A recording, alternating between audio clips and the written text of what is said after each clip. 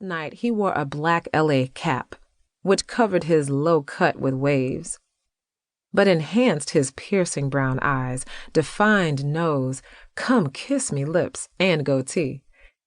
He rocked your typical hood boy attire, but with finesse. Dylan swore she never saw a man make a black leather jacket, white V-neck tee, artful Dodgers jeans, and tan suede Timbs look so good. He donned a simple yet stunning gold rosary and a Nixon watch. Not only was he rich and successful, State was her first in every significant moment in her life. He was the first man to ever say no to her, the first to make her want to settle down, the first she'd ever said I love you to, picked out rings with, and made wedding plans with. He was the first man she'd ever become pregnant by, and the first she'd ever had an abortion for. But most importantly, he was the first man to ever break her heart. In the beginning, what they shared was only supposed to be a casual fling. Dylan never saw herself getting her feelings into it, but soon she found herself out in the streets calling him her baby.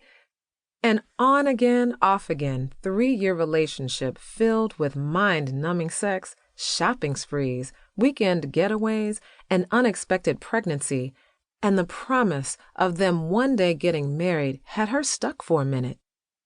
For a while, Dylan was content with their chaotic relationship, but she didn't realize that the side effects of dating him may include A. Nausea, B. Insomnia, C. Lack of appetite, D. Headache, E. Weight loss, F. Depression, G. Not answering her phone calls at night, H. Nonstop crying until he answered the phone, I. Never wanting to socialize with her friends, J. Random chicks mean mugging her in the club, K. Magnum condoms found in the glove compartment of his car when they went raw, L. Bacterial infection, tyrannical outbursts when confronted about side effects G, H, I, J, and K.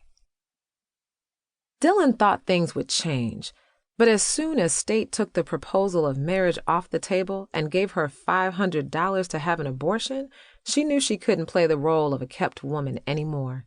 Fed up, she hit State with a text message calling it quits and decided to keep it moving. Until now. Dylan stood paralyzed. Loud music echoed in her ear. Men scrambled for drinks, while lines of women awaited their time in the mirror before Wale came out on stage to perform. But Dylan was in her own world. How well Wale could rhyme and how much he could get it didn't mean a thing to her anymore. She was stuck on a tightrope between her heart and common sense. To her, State was the one thing she couldn't have. His love and commitment was something so unattainable, yet she would give her right rib to retain it. Dylan was so caught up in his presence that when he noticed her watching him, she had no time to look away. Before she knew it, he was coming her way. Dylan quickly swallowed the huge lump in her throat and gathered her emotions, but the closer State neared, the more she felt faint. None of this was supposed to be happening. When she left her house, it had been just another typical Saturday night. She spent 2 hours getting her hair and makeup done, only to be an hour late to the Grey Goose Presents Rising Icons concert featuring Wale, who she planned on taking home with her that night. Unwilling to look completely lame, Dylan quickly grabbed the arm of a random cutie and acted as if they knew one another.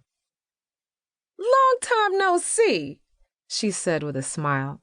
"Excuse me?" The guy looked at her confused. "Shh, play along."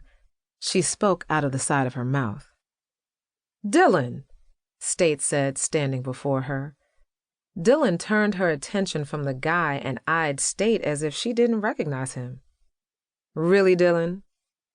He looked at her like she was being ridiculous. "Oh, State, my bad." She slapped her hand against her forehead. "How are you?" She hugged him. "Good. What's up with you?"